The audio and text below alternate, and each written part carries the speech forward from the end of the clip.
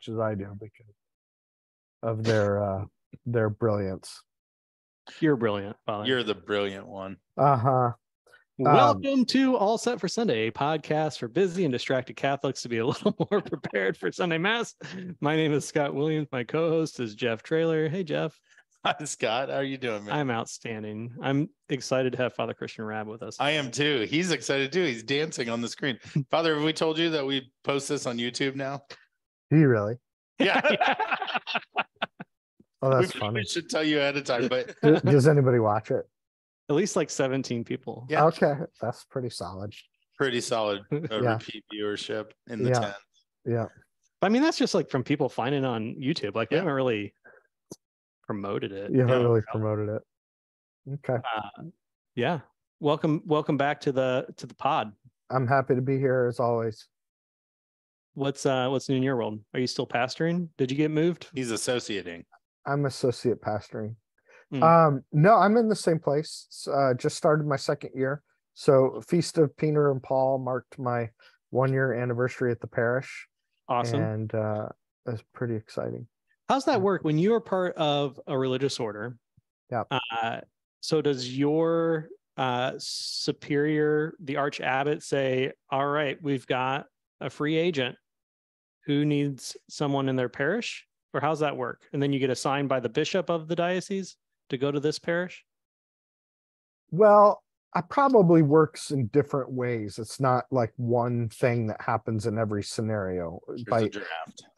It could be the case that Snake draft. the bishop really needs somebody and he reaches out to religious orders to see, gosh, do you have, we need somebody, do you have somebody? Mhm. Or it could be that, a religious superior has somebody who really wanting to do parish work.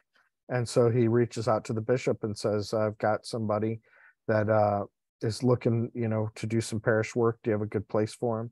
Or it could be that, you got some problem that you got to solve. So you got to get this guy shipped off somewhere. So I was going to say, you got to, maybe your superior has a real thorn in his side that exactly, he's not gonna get off yeah. campus. And That was definitely my case. move up the road about 45 minutes. Yeah, he called up an old situation we could called find. up an old favor from the bishop. Hey man, you got to help me out here. I got a problem priest to deal with. So Nothing wrong with him, just No. annoying. Let's put him at a parish with. yeah, no, that's in my case. I wanted to get some parish experience, and I'm really been grateful for the opportunity. Is that well, we can save that for dumb questions. It's not really dumb though. No, you can keep asking. All right. Did you want to get the parish experience because you also form seminarians that become diocesan? That was a big part of it. Yeah. I can't say that in my priesthood journey, like I was a little bit, I don't know that I ever really thought I'd be in a parish. But then I just had the kind of desire grow in my heart that I wanted to do it. And then I also could see with my brain that would be really helpful for the work I also do in priestly formation. So very cool. Kind of a heart thing, kind of a head thing. And it's meet in the middle. It's been a good move for me. So and then in the end you'll just write a book about it and it'll be awesome. That'll be we'll see. I think that's funny that so you just wrote a book, right? How many books have you written? No, I've only written one book. One day you just sat down and were like, well, I'm going to write a book. I wrote one book and I've edited 2 books. And then I just finished I call it a booklet. I mean, it's a 85-page small thing that I did. It's called a bookito. A bookito. Yeah. Little book. So that'll be my second book if I get that published that I've written. Yeah. It'll be your second published, but you wrote it. Yeah. You wrote a book. Yeah, I guess I did write it. Yeah, I finished that. I got ice cream afterwards to reward myself. So I think that makes it official. Did you go by yourself? Yeah. One ice cream, please. Just Oh, there's this place nearby here that really has great ice cream. Wait, I know So, this place. What's the name of it? Zach's Did you ask for it? Creamery. Yes. Yes. Ben and Jerry's. No. It's really good. Father, they call them the Ministry for Maturing Adults at our parish, the elderly MMA. elder folks. They call themselves the MMA, which is a hysterical thing, but they don't fight each other. They just get together and minister as maturing adults. They are taking a road trip down to your parish here soon. So they're doing a bus trip down to mass at your parish and then going to the Schnitzelbank. Okay. Which is a fine German eatery. Yeah. Very famous German restaurant in Jasper, Indiana. Yes, which was the first place my mother met her future in-laws. It was a dinner at the Schnitzelbank. At the Schnitz. Yeah. I've been there before. And my mom was from the south side of Chicago and thought the word Schnitzelbank was like the funniest thing on earth. And like she said, she just kept giggling during like every time somebody said yeah. Schnitzelbank. Yep. It is funny. Anyway. All right. Do you have an ad read today? I do. I can pull one up. Yeah. Great. We got a new sponsor for this You podcast. still didn't get yours done?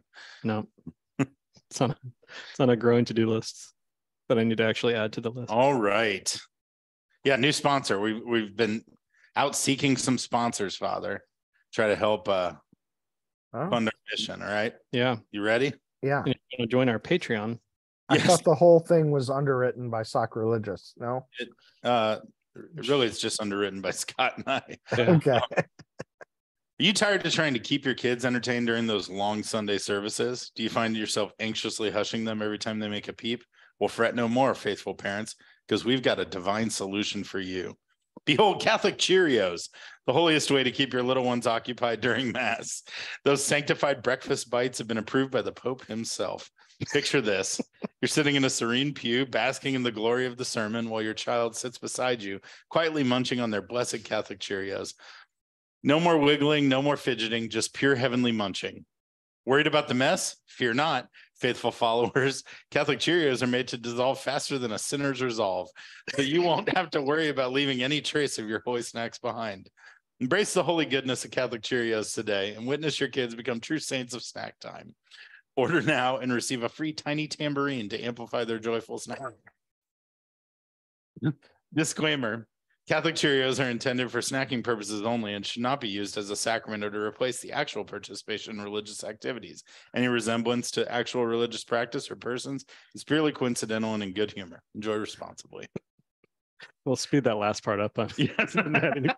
Okay, my two favorite things about that advertisement. One, dissolve faster than a sinner's resolve. Let's just pause on that comment. That was a good one. I mean, that's a great joke. You don't want to just let that, Thank you. let's not miss that one. That was good. The other thing I really like is that Catholic Cheerios really aren't any different at all from just regular Cheerios.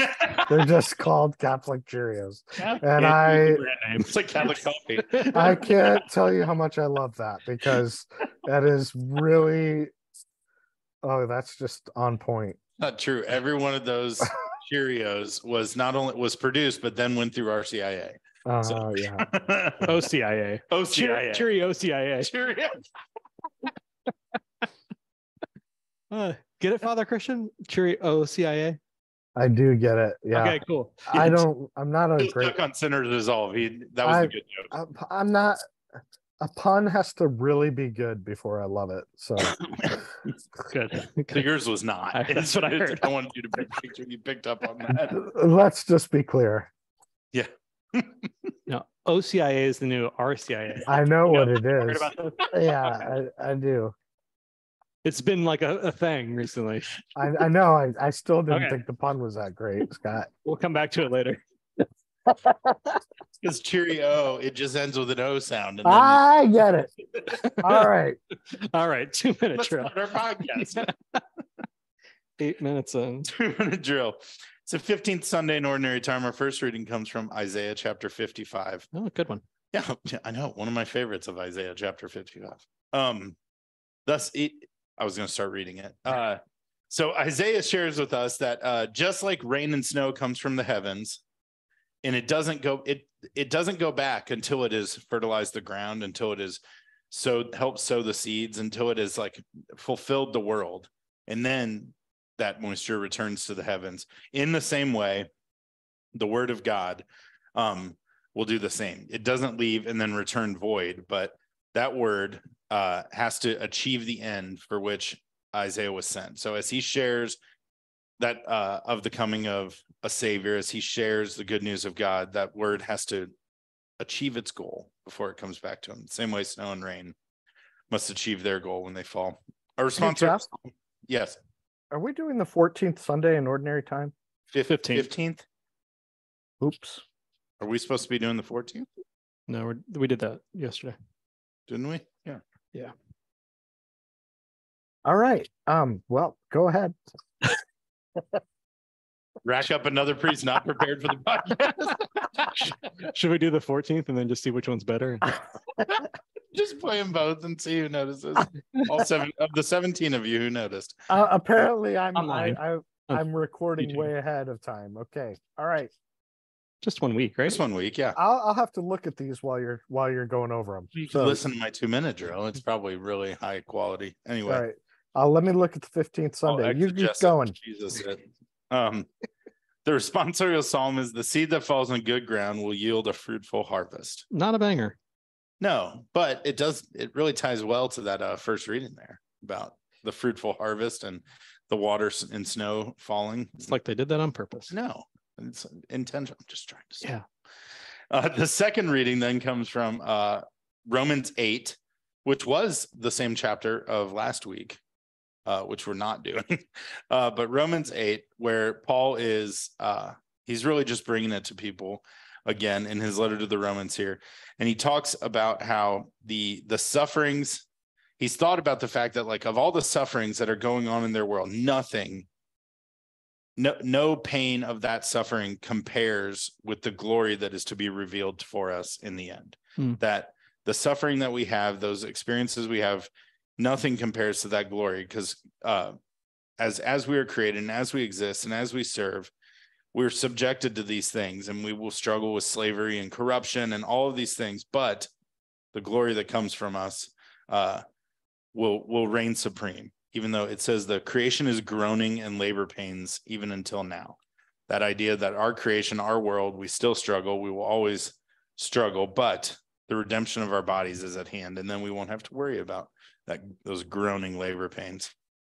And then our gospel reading. Father, would you like me to read the long form? Definitely. Great. Our gospel is Matthew chapter 13, 1 to 23 today. On that day, Jesus went out of the house and sat down by the sea. Such a large crowds gathered around him that he got into a boat and sat down, and the whole crowd stood along the shore. And as he spoke to them at length in parables, saying, a sower went out to sow. As he sowed, some of the seed fell on the path, and the birds came and ate it up. Some fell on rocky ground where it had little soil. It sprang up at once, but the soil was not deep. And when the sun rose, it was scorched, and it withered for lack of roots. Some seed fell among the thorns, and the thorns grew up and choked it. But some seed fell on rich soil and produced fruit, 100 or 60 or 30-fold. Whoever has ears ought to hear. The disciples approached him and said, why do you speak to them in parables? He said to them in reply, because knowledge of the mysteries of the kingdom of heaven has been granted to you, but to them it has not been granted. To anyone who has, more will be given, and he will grow rich. From anyone who has not, even what he has will be taken away. This is why I speak to them in parables, because they look but do not see, and hear but do not listen and understand. Isaiah's prophecy is fulfilled in them, which says, you shall indeed hear but not understand. You shall indeed look but never see. Gross is the heart of this people. They will hardly hear with their ears, but they have closed their eyes, lest they will see with their eyes and hear with their ears and understand with their hearts and be converted, and I heal them. But blessed are your eyes because they see, and your ears because they hear. Amen, I say to you, many prophets and righteous people long to see what you see, but did not see it, and hear what you hear, but did not hear it. Hear then the parable of the sower. The seed sown on the path is the one who hears the word of the kingdom without understanding it, and the evil one comes and steals away what was sown in his heart. The seed sown on rocky ground is the one who hears the word and receives it at once with joy. But he has no root and lasts only for a time. When some tribulation or persecution comes, but because of the word, he immediately falls away. The seed sown among the thorns is the one who hears the word. But then worldly anxiety and the lure of riches choke the word, and it bears no fruit. But the seed sown on rich soil is the one who hears the word and understands it, and who indeed bears the fruit and yields 100 or 60 or 30-fold. That was real good, Jeff. Whew. Proud of you. Yeah. Father Christian, did Jeff get anything wrong? Yeah, I have no idea. I didn't pay any attention on. Other than the week. I was really busy about my homily. Well, you sounded good, Jeff. You sounded good. Thank you. You have a very relaxing tone to your voice. Oh, well, yeah. So I'm really sorry that I screwed up. You guys sometimes record a couple weeks out, and I neglected to double check which week I was supposed to prepare for. So my apologies. But I feel like sandbagging here, Scott. Jeff and I have some travels coming up. Yeah. This is kind of the perfect gospel to not be prepared for, because Jesus actually just gives his own homily. I mean, really, like so instead of giving a homily, you're just going to read the long form. I mean, look at what do we do? Today's homily. Week to week, Ditto. we usually get a parable from Jesus, or often we get a parable, and then it's our job to kind of explain the meaning of the parable. Well, in this gospel, you get a parable, and then Jesus explains the meaning of the parable. It's the only one he really does this for. So it's kind of a perfect homily to be unprepared for, because Jesus just gives you a homily. But in my brief amount of time now to reflect, I have to say that I think the time that I will often talk about seeds is baptism, and particularly infant baptism. Because when somebody goes through OCIA, do they? Yeah, when somebody goes through OCIA, the Order of Christian Initiation for Adults, they're grown up. They've been through a whole period of preparation, and there's usually I would say there's often a big conversion that's connected with that. That the choice to go through the process to become a Christian as an adult, it's connected with the whole notion of conversion. And when we're looking at infant baptism, we're not thinking so much in terms of conversion, because you have this baby. What exactly is this life of sin from which it's repenting and coming into the fold? We have to have a different way of understanding what's going on with infant baptism.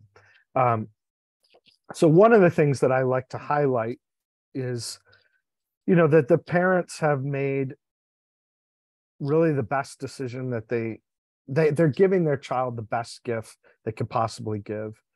They're giving them the seeds of faith, and that is a gift. It doesn't matter where this life unfolds for this kid, what happens down the road.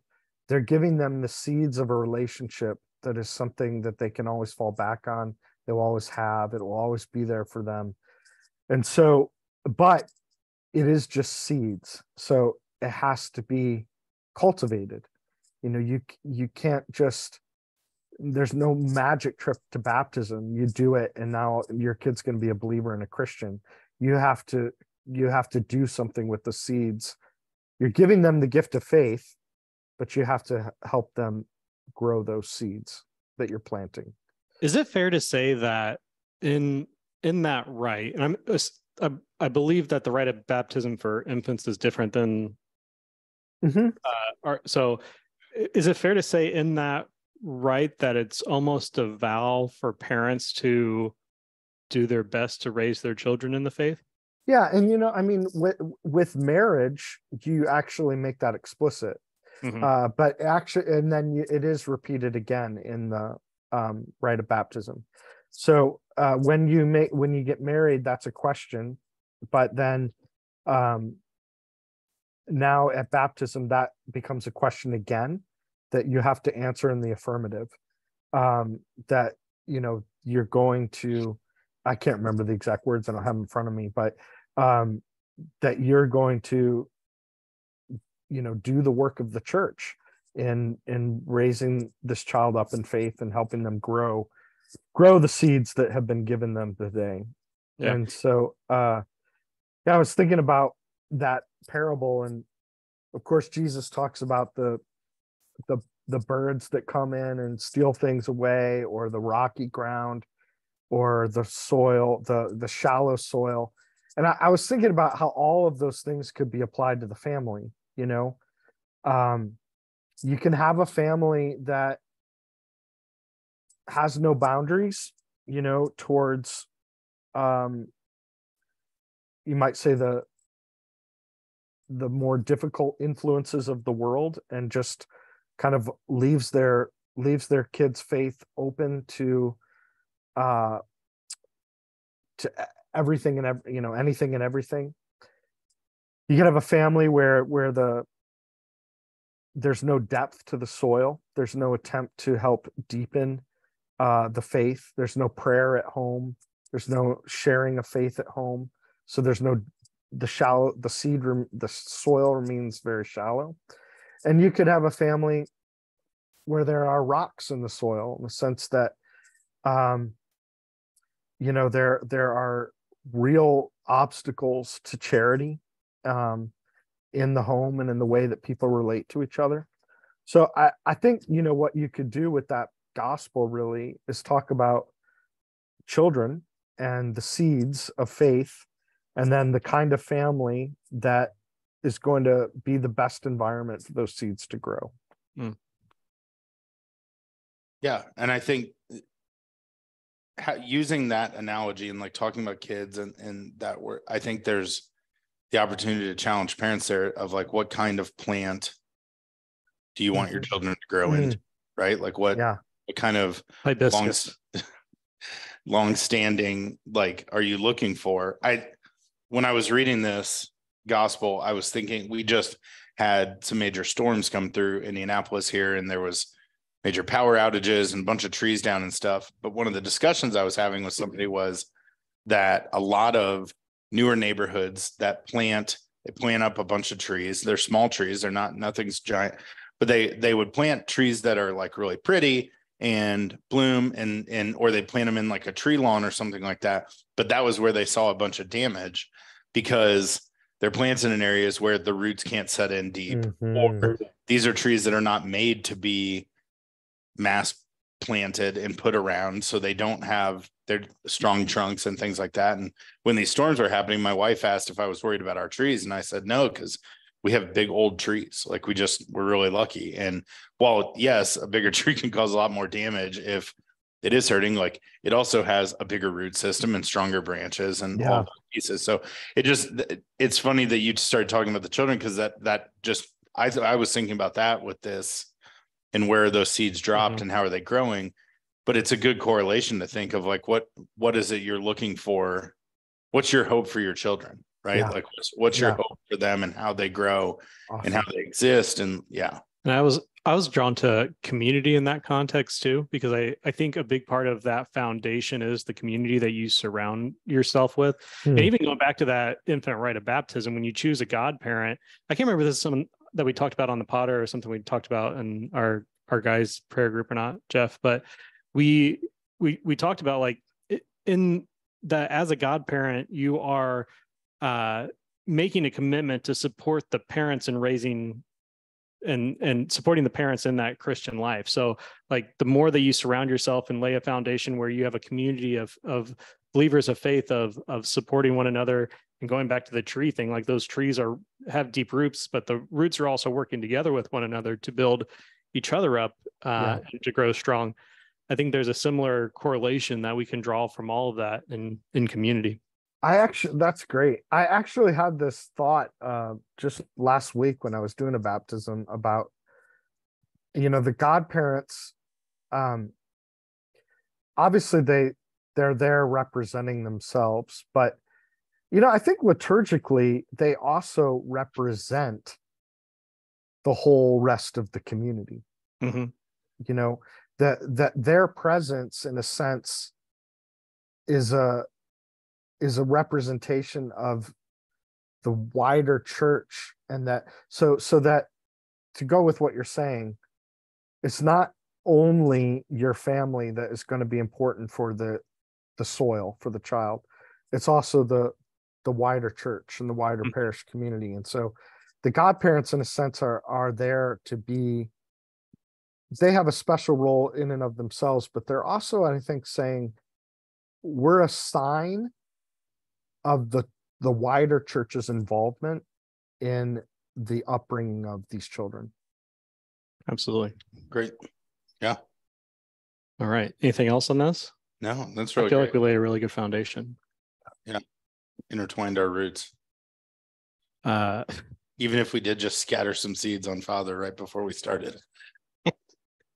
I was so proud of how well prepared I was for today, by the way. I had some real gems on the other one. So anyway, it would have been interesting if we had just done two, because we had AB Father test Patrick it. Hyde on, and I would say that two of you Father are Patrick Hyde, he is going to do great. He always does great. So I'm glad that I'll listen to what he has to say. Yeah. Unlike some of your other guests. No, I'm kidding. All right. I listen every week. I know you do, and we appreciate it, Father. All right, dumb questions. I have a few dumb questions, but I did her recommendation a couple weeks ago. I have no idea if he's prepared for this. I'm ready. But I did text Father Christian and ask if he had any dumb questions for Catholic dads or husbands. Oh, I'm ready. So, yeah. So what do you got, Father? Oh, you dumb want me questions. to go first? I mean, either way. Well, how about we alternate? Let's alternate. Okay.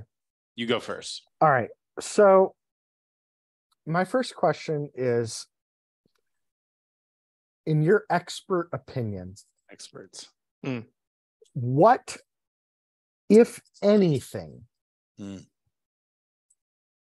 should the parish plan be for loud children at Mass?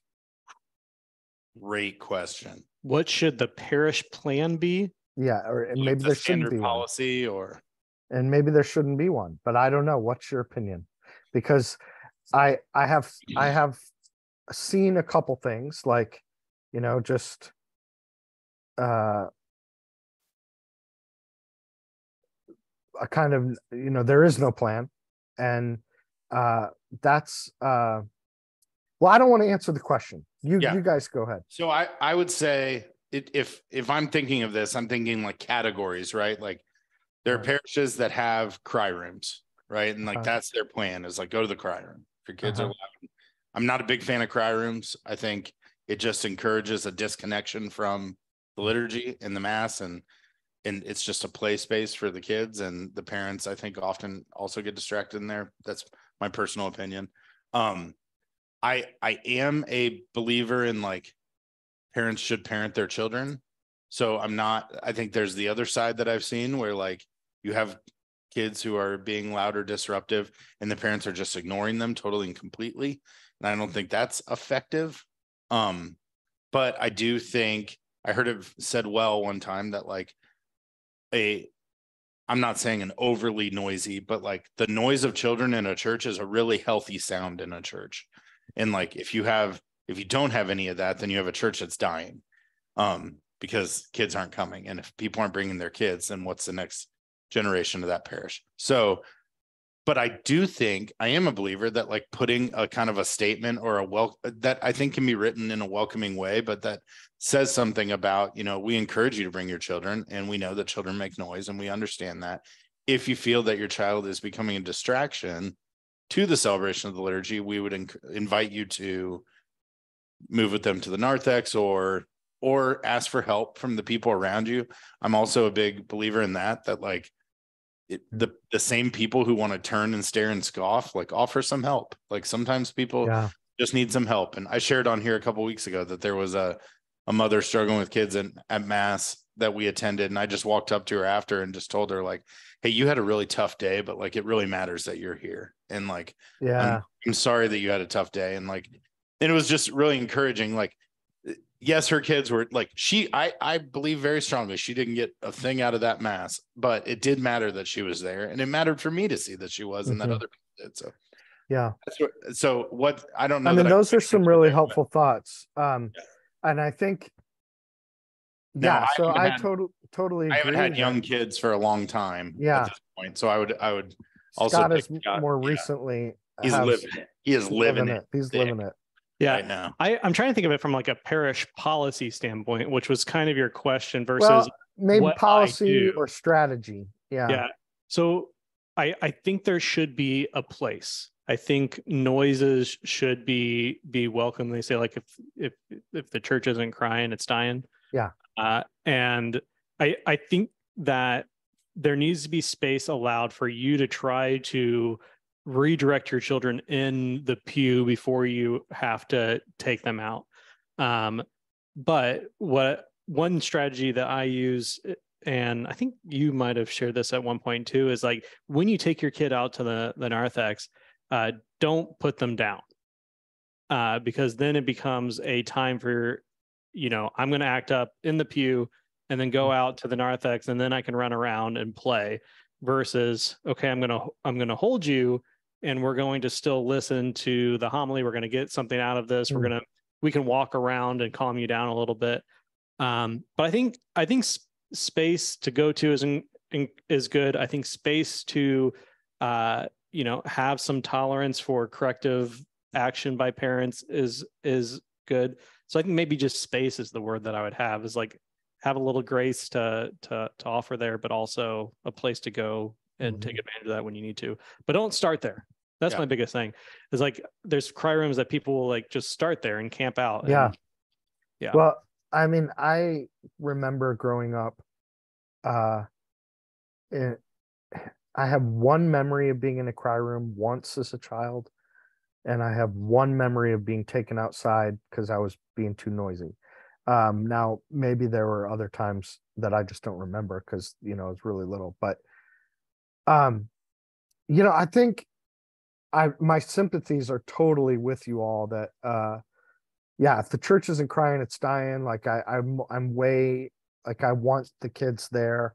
But it does occur to, like a thought in my brain is that maybe parents are a little more laissez-faire than they were 30 years ago or 40 years ago or 50 years ago. And so that kind of changes the dynamic. If you have parents who are sort of less willing to do anything, so to intervene. And so that kind of throws it, what as a priest, someone sort of the steward of the liturgy, what thinking about everybody else who's there, what should the strategy be? Yeah, I do think I mentioned it before, but I do think there's something wrong if you ignore the actions of your children just so you can get something more out of the mass, because then what you're doing is hurting the rest of the community. Not hurting, but like you're taking away from that. Like when Scott talked about it, like one of the best piece of advice that we got some advice early on before we even had kids, but it was because like I looked at the parents that I thought were doing it really well at church. And then I would go up to them after mass and say, hey, we're getting ready to start having a family. Like how did you do this? Yeah. How did you make your kids behave well? Because they behave better than others do. And I would take that advice, and I'm not saying we nailed it and like practice it all, but one of those pieces of advice was like, correct your kids still, but the most appealing place for your kids, like make sure that the most appealing place for them to be is in the pew with the family. So Mhm. like, don't make it more appealing for them to go outside of mass. Don't. And they were big fans. Like these people were big fans of like, and then you bribe them with donuts, but you got to follow through. Yeah. So like, Yeah. if 2 kids earn a donut and 1 doesn't, you got to not give that kid a donut, and you're going to have to deal with that somewhere else, but it's going to help you in church. And so, yeah. One more thing I would say is, I think as soon as we can ditch the diaper bag with our family and not have extra distractions in the pew, that's been helpful. And also being able to see what's happening in the liturgy versus being in a pew where all you see is the person's back in front of you. So we tend to sit, not necessarily like in sometimes we're pretty close, but like off to the side behind the piano or something like that, where they have a clear line of view to the altar, has been helpful because then they can actually see the things going on. And you can redirect them there. Right. Yeah. That was a good question, Father. Okay. All right. I need to wrap up in a minute. Can I ask you one more question before we quit? Yeah, please. I was going to say, do you have another one before we jump into stupid questions we have? No, I'll skip mine. That's fine. This is great. My last question. What happened to Miami Nights? What? I think that was the original theme song for this podcast. Oh no, you mean the Saved by the Bell theme song? No. I think the original one was like it was like a chant. somber chant. No, it was before that. I know because I had to do some archiving since I usually listen to this podcast to prepare. And then, when I'm on it, there's no episode for me to listen to prepare. So I had to go back to the last time these readings appeared, which was, which happened to be right at the beginning of this podcast in the year 2020. And, the very, very first podcast, Miami Nights. Yeah. If you go down to the show notes under the first podcast, you guys were using some weird instrumental thing called Miami Nights. Oh, that's awesome. It was probably just some like default. Like so I thought I was going to ask, and you were going to know exactly Miami what I was Nights talking about. Extended theme by Kevin. You got it. It's in the show notes. Yeah, that's funny. So that was my other question. Yeah. So, FYI, your show now has been on long enough that you're going back over the readings, because our readings are on a 3-year cycle. Yeah. And so you started on year A. We're back on year A. And these readings are some of the first ones that you guys had on your show. That's so right. Congratulations. Another year, right? Yeah, I thought Easter 20... would be yeah. Well, I'm talking the first 20 episodes, Yeah. Well, that's cool. So I just wanted to point that out. And this Easter, we're going to bring back Miami Nights. Congratulations to Scott and Jeff on having a show now for. I wonder why. I don't think we ever used this song. Did you hear it, or did you just? Yeah, it's there. It's there. So at the very first one that we did like, you know how like people clip something from the episode and then there's the theme song and then it goes into the episode. That's what we did. So like maybe 30 seconds in, there should be some sort of Miami Nights probably. Then we got some feedback that was confusing, but I still think it's actually pretty good. Well, you shifted from there to the chant theme, and you had that for a while, and now and then that went to the Saved by the Bell. So anyway, that was a good dumb question. Okay. If you can get some monks at St. Minor to write us a theme song with oh my God, that would be stellar. We should get Father Dufresne and Father James to do it. Well, oh yeah. Oh, that would be great. You should get them. Extra Special Saturday. Isn't that what they're called? Something like that. Yeah. Saturday night. All right. Thank you, Father. Extra Take special. care. Take care. Bye.